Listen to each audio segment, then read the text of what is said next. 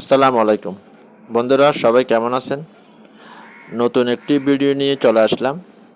Facebook page বা আইডিতে কোনো ইস্যু আছে কিনা কিভাবে চেক করবেন, দেখুন স্টেপ বাই স্টেপ।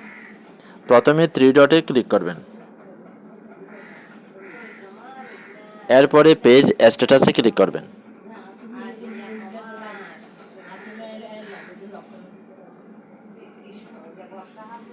দেখুন আমার পেজে কোনো ইস্যু নাই, আমার রিকমেন্ডেশন এবং মনিটাইজেশন অ্যাক্টিভ আছে এবং আমার পেজে লেখা আছে পেজ হ্যাজ নো ইস্যু।